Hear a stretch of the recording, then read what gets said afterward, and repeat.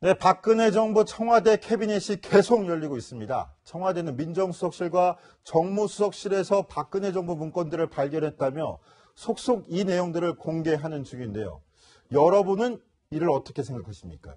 우선 자유한국당에서는 비판의 목소리를 높이고 있습니다. 정우택 원내대표 목소리 들어보시죠. 법적 절차를 거치지 않은 문건을 이 청와대 생산 문서들까지 공개하면서 여론몰이로 사법부 재판에 개입하려는 불순한 의도를 즉각 중단할 것을 촉구합니다. 정치적 의도뿐만 아니라 저희들은 법적으로 지금 적법성 문제에서 저희들은 위법성이 지금 굉장히 높다 이렇게 보고 있습니다. 또 지금 재판이 진행 중인데 이것을 청와대가 생중계까지 요청을 하면서 이것을 했다는 것은 상당히 그 여론몰이와 함께 재판에 영향을 미치려는 다분한 정치적 의도가 있다고 보고 있습니다. 네, 위법하다, 적법하다, 법적으로 문제가 많다 이런 이야기를 많아서 오늘 또 특별히 노영희 변호사 모셨습니다. 어서 오십시오. 네, 안녕하십니까. 노 변호사님, 지금 정우택 자유한국당 원내대표 목소리 들어보니까 청와대가 지금 박근혜 정부 청와대의 문건들 공개하는 게 여론몰이 하는 거다, 재판에 영향을 주기 위한 거다 이렇게 주장을 하는데 어떻게 보십니까? 사실 그런 의도가 있다는 비난이 전적으로 잘못됐다 이렇게 말하기 좀 곤란한 부분이 있습니다. 왜냐하면 이게 지금 청와대에서 작성된 그런 문건들은 기본적으로 대통령 기록물이라고 하는 것으로 이제 분류가 될 텐데요. 대통령 기록물이라고 하는 것은 그 16조 1항에 보면은 그 대통령 기록물로 되었거나 안 했거나 어쨌든 간에 무조건 공개가 원칙이에요. 그러나 그 중에서 공개하지 말아라라고 이제 정리된 것은 지정돼 있는 거. 네, 그런 것들을 이제 못하게 되어 있단 말이죠. 근데 그런 것들을 함부로 이렇게 그게 정말로 대통령 기록물인지 아닌지 공개하면 되는지 안 되는지 확인되지도 않은 상태에서 무조건 지금 공개부터 하고 난 상황이기 때문에 그 부분에 있어서는 지금 비난을 하고 있는 부분이 있는 것이고, 또 하나는 이제 이 자료를 사본을 만들어서 특검에 줬단 말이죠. 굳이 청와대에서 특검에 주어야 될 이유가 전혀 없는데 특검에 준 것 자체가 지금 현재 벌어지고 있는 국정농단 재판에 어느 정도 영향을 미치려고 하는 게 아닌가라고 하는 이제 시각들이 있는 겁니다.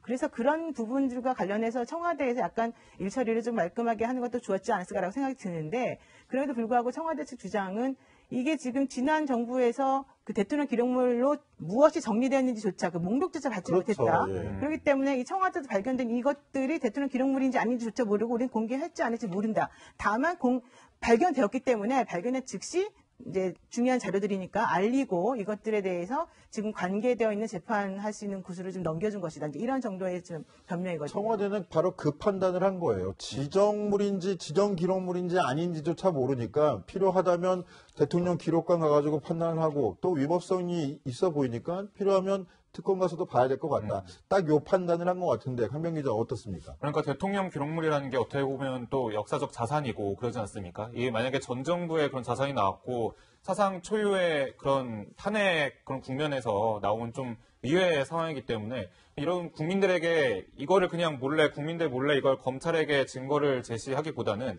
이런 게 있었습니다. 근데 이런 성격인데 이거를 이제 검찰에게 보내겠습니다. 이게 위법성 여부는 검찰에서 판단할 겁니다. 라고 이렇게 상세하게 브리핑을 해주는 것 자체는 크게 문제가 없을 거라는 생각이 들거든요.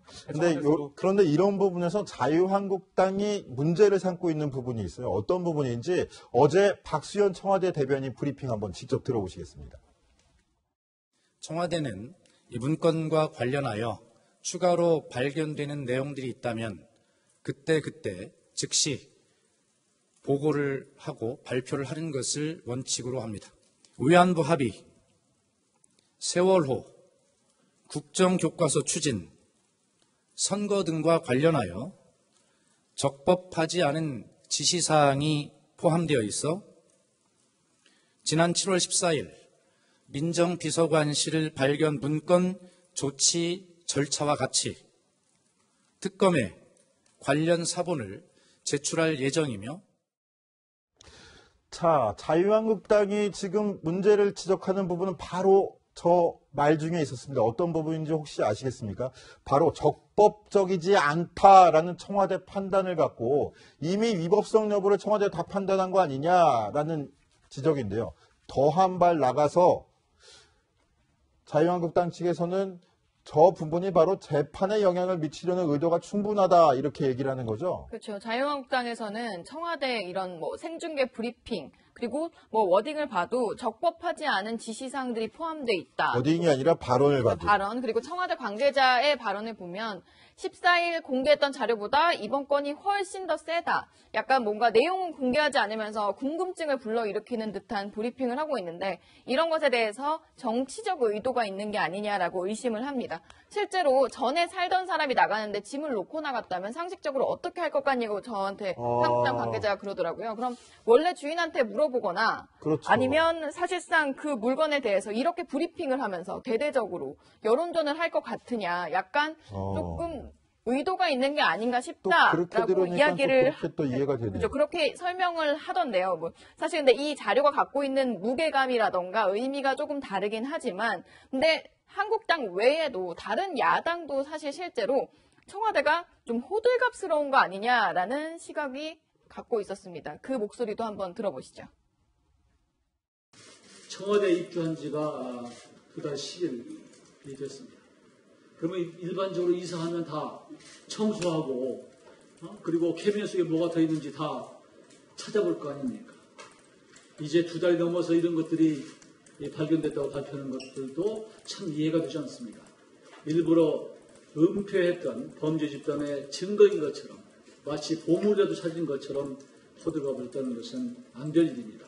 이 정부는 불과 얼마 전에 청와대에 갔더니 서류 한 장 남기지 않고 모두 없애버렸다고 마치 국정의 여러 가지 자료들을 파기한 것처럼 비판해왔던 정부입니다.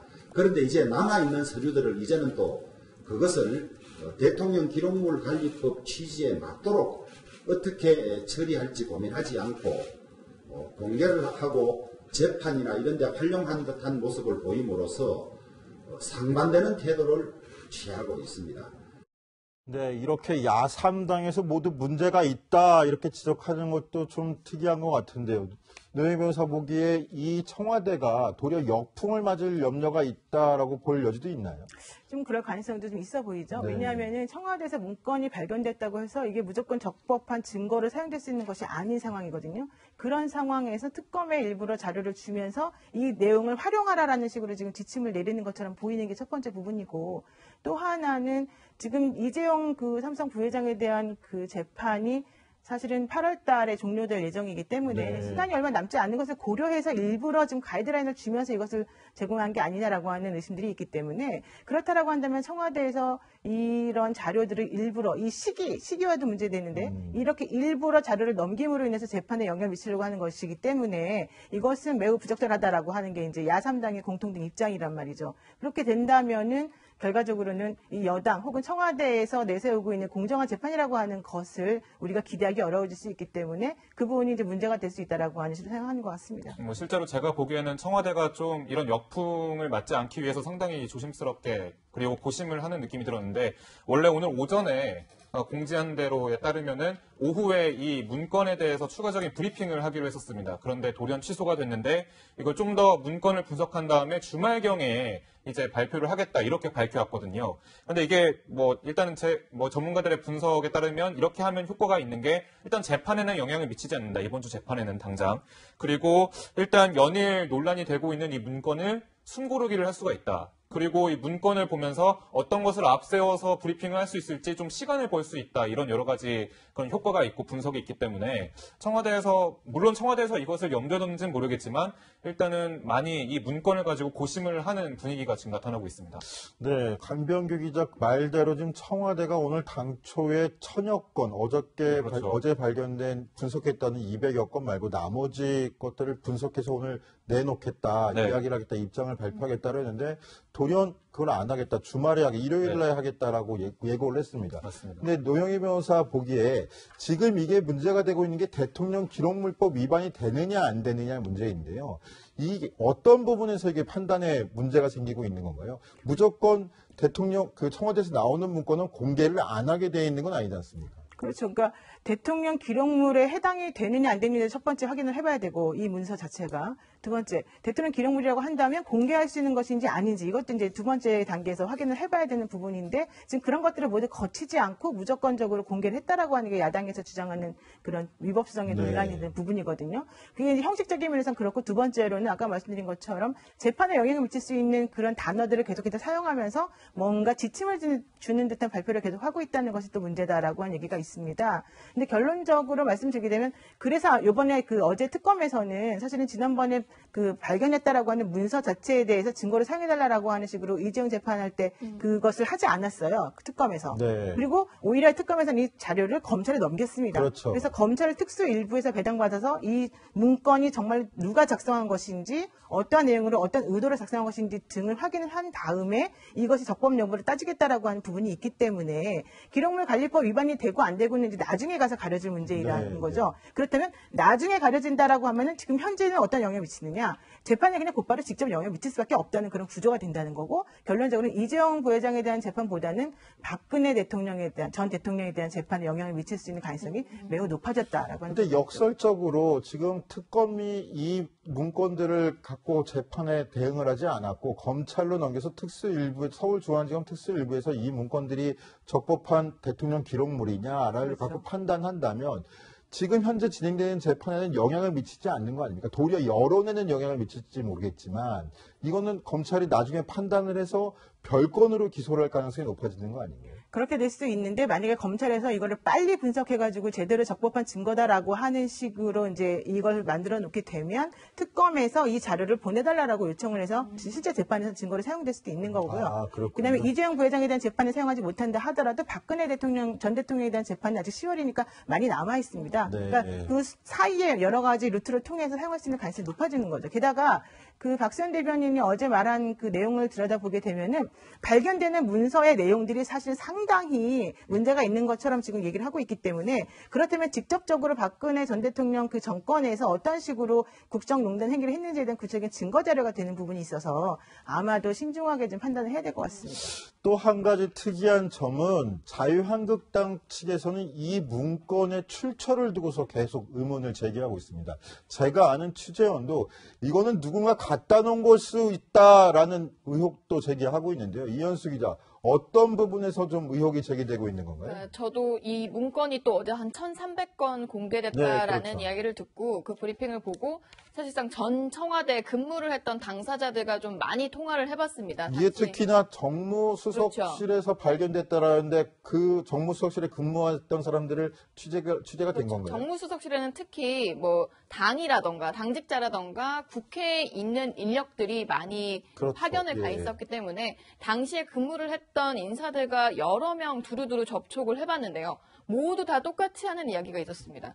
인터넷 책상에서 발견이 됐다고 하는데 이 문건 자체가 거기 1,300건이 남아 있었다는 것 자체가 사실 불가능한 일이다, 있을 수 없는 일이다라고 많이 이야기를 했습니다. 인턴한테 복사를 시킬 수도 있고 인턴한테 서류 심부름이나 뭐 이렇게 잡무를 시킬 수도 있는 거잖아요. 그렇죠. 그러나 이제 그 인턴이 기본적으로 접할 수 있는, 다룰 수 있는 서류가 아니라는 거죠. 네. 비서실장 주재 수석 회의 같은 경우는 실제로 열람만 가능하고 복사가 안 되는 경우도 많다라고 이야기를 했고요. 복사가 안 된다. 네, 그리고 그렇게 특별히 관리를 한다라는 거군요. 접근 권한도 인턴이 접근할 수 있는 자료가 아니다라는 점입니다. 실제로 그 인턴이라는 자리는 한 6개월마다 계약직으로 바뀌는 자리이기 그렇죠, 때문에 예. 한 명이 쭉 앉아있는 자리가 아닌데 거기 뭔가 자물쇠를 잠궈놓고 그 1년 8개월치의 자료가 그렇게 쌓여있을 만한 자리가 아니라는 거고요. 그리고 이제 무엇보다 당시에 그때 탄핵되어서 혹시 정신없어서 서류를 못 치우고 나온 거 아니냐 이렇게 물었더니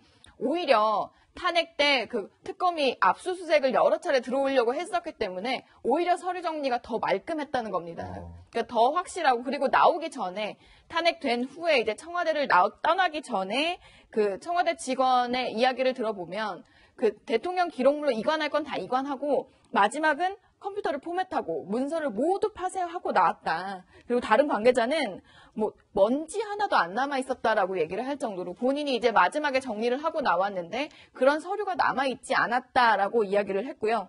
그리고 민정수석실에서 공직기강 비서관실에서 불시로 찾아와서 그 서류를 아무데나 이렇게 캐비넷이나 뭐 서랍이나 넣어놓는 건 보안 규정에 어긋나기 때문에 그런 걸 체크를 한다고 합니다. 뭐 잠겨져 있는 캐비넷까지 다 열어서 불시로 점검을 하기 때문에 본인은 이런 서류가 당사자들은 이런 서류가 어떻게 그렇게 대량으로 남아 있었는지 도무지 이해가 안 간다라는 반응이었습니다. 자, 그 말에 따르면 그럼 누군가 우렁각시가 있다는 건가요? 누군가 자리를 비웠을 때 서류를 몰래 갖다 놓고 자, 이렇게 불법적인 일들을 했습니다.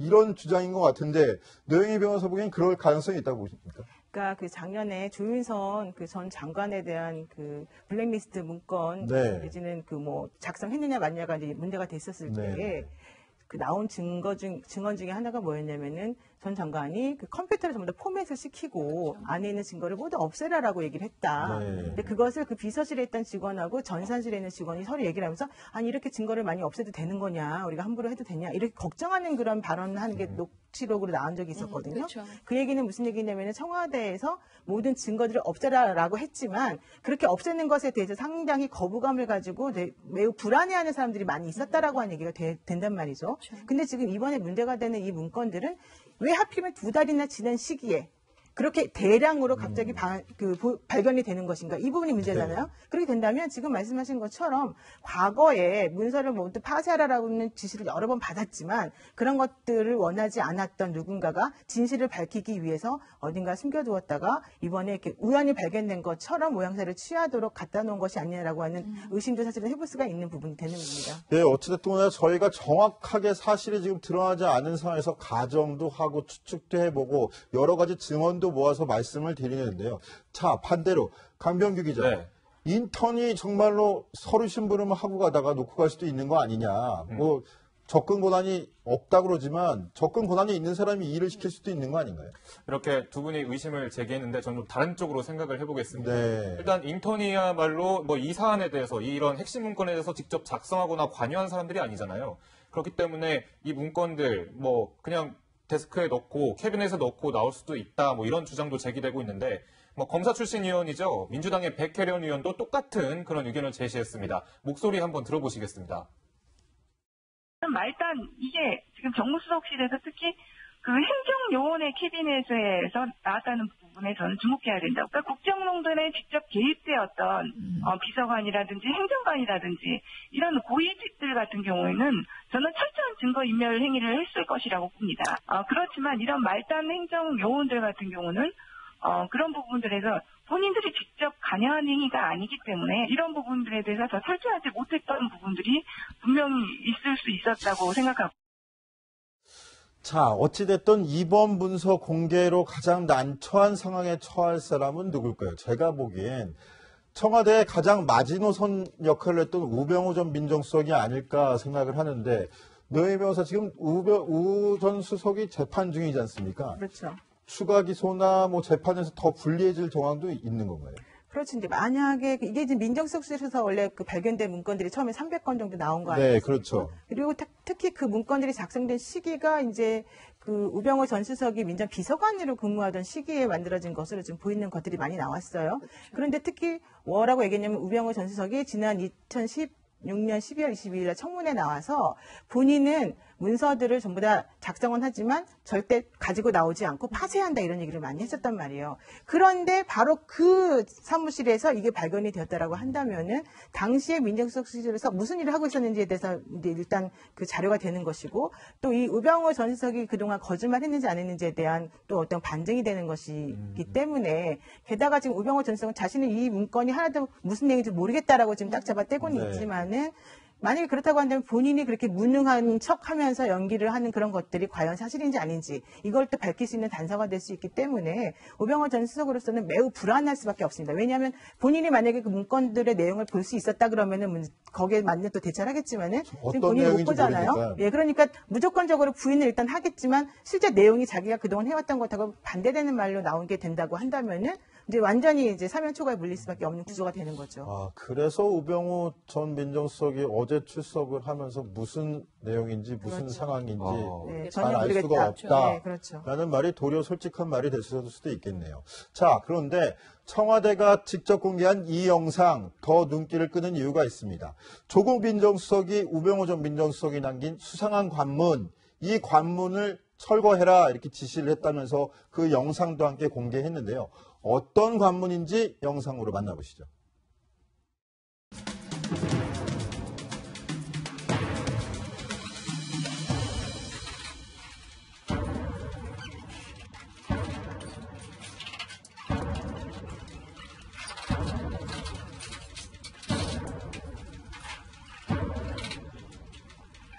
사실 보통 건물에 들어갈 때 입구에 저런 보안 시설이 있잖아요.